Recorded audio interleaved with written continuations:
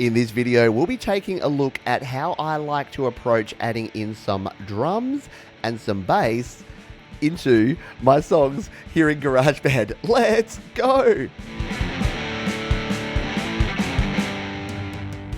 Hi, my name is Pete and welcome to Studio Live today, and this is the third in our songwriting series here in Songtember 2020. In this one, we'll be taking a look at what I do once I've got a few sort of ideas down. I'm using the electric guitar in this one. I've now got my drums and my bass, and the way that I approach these is very similar to the way that I did my guitars in the last video. If you saw that one, I've got all of these guitar ideas, and now I've got this big, long laundry list of guitar riffs and ideas here. And what I've done is I've grabbed firstly my drum kit and then my bass, and I've added these in to start getting some ideas. So if you're not familiar with the riffs that we have so far, check out the previous video. If you're ready to go, I'm ready to go. Let's dive in and take a look. Now, as you can see, and if you missed the last one, I do this very organically. So I've just grabbed my drum kit here, which is just the Sunset kit here in GarageBand. If we turn the volumes up on this one, get the right faders there, then...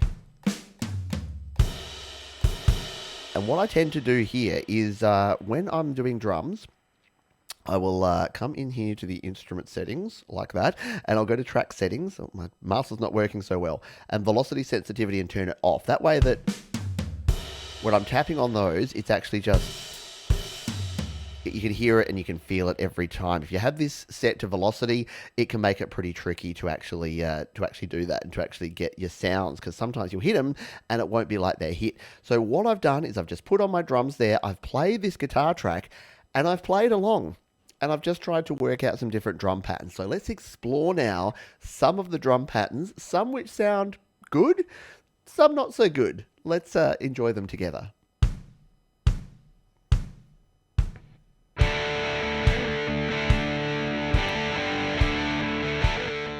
So here's my idea for the start, which is just a basic sort of kick drum on the beat. 1, 2, 3, 4.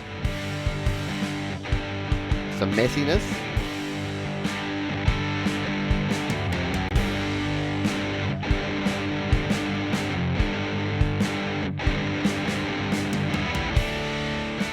So it's a pretty basic kind of rock beat that we've got going on here, yeah? But the beautiful part of this is that I'm trying some different things on the drums. You'll hear some different fills in there. You'll hear that I'm using some tom fills, some snare fills, working out where the crashes sit naturally so that when I actually go to record my full drum part, it's going to be much easier. Let's jump in here and take a listen a little bit more to this next section.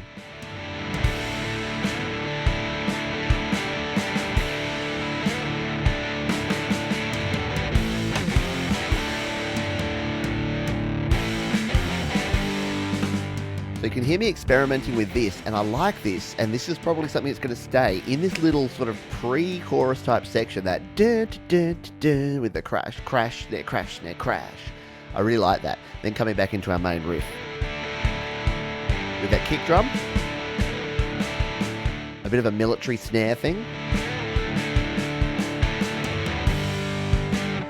back into our groove, yeah. I like that accidental kind of like double snare hit there. That sounded good.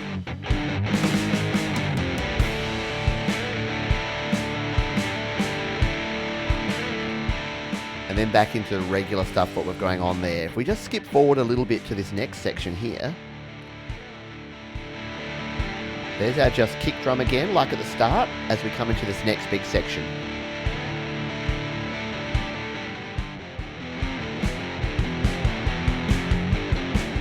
You can hear me trying to find the rhythm here. I eventually get there in about 2 or 3 seconds. Just keep listening.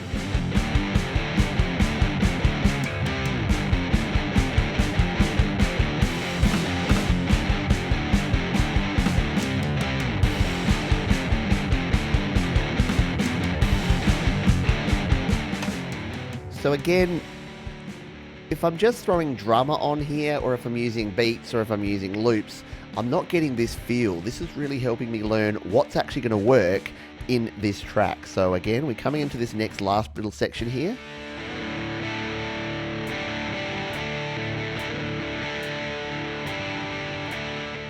That hi-hat on the offbeat, I think that's what we're going to start with before the kick drum comes in. I kind of like that. And then all that's left here, we pause on that one for a minute. All that's left here is this final section. And if you watch the guitar video, you'll know what's coming here. So let's just enjoy together, shall we? Me trying to work out, find the beat. It's going to sound a little bit like a train wreck, but let's enjoy this together, shall we?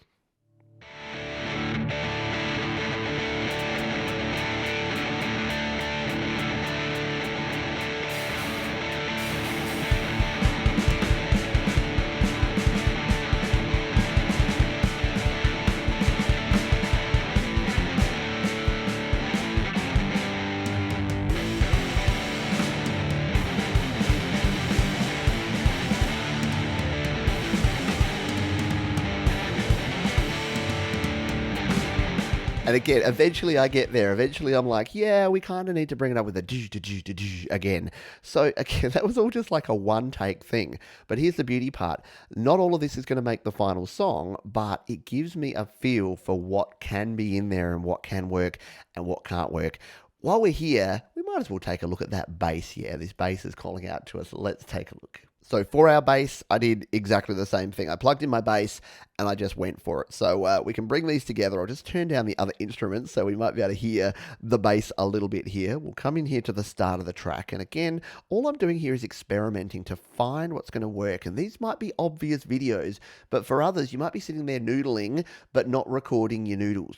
Record your noodles, people, because you'll be surprised at some of the cool stuff that you do that you then forget that you did. But if you're recording every take, you can see here I've got this treasure trove of weird little riffs and things that I can go back to and try and use some trial and error. And the same in all of these. Might not all make it, but we can definitely give it a go. Let's turn up our volume. Once again, we will come in here and take a listen to this bass part, shall we?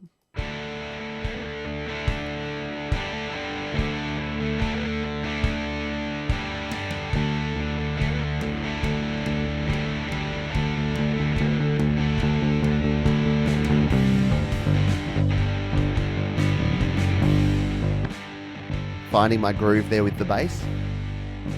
It's just following the guitar kind of riff.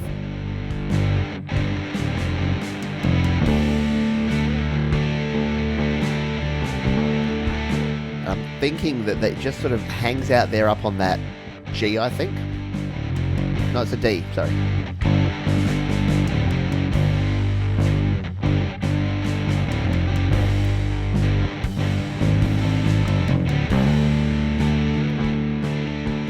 You get the idea, yeah? So we can continue doing that. We can keep playing, and that's what I did here. So different bass ideas. I can now chop this up, work out what worked well, and then what you'll see me do in future videos is replicate some of this. Some I'll sort of chop out and put like the name of it on there. Just say this was bass riff for this part, And as the song comes together organically, these different parts are all going to come together.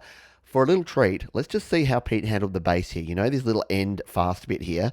Let's just see what I did for a bass here. I can't even actually remember. So let's turn the volume back up, shall we? We'll hit play on this one and take a listen.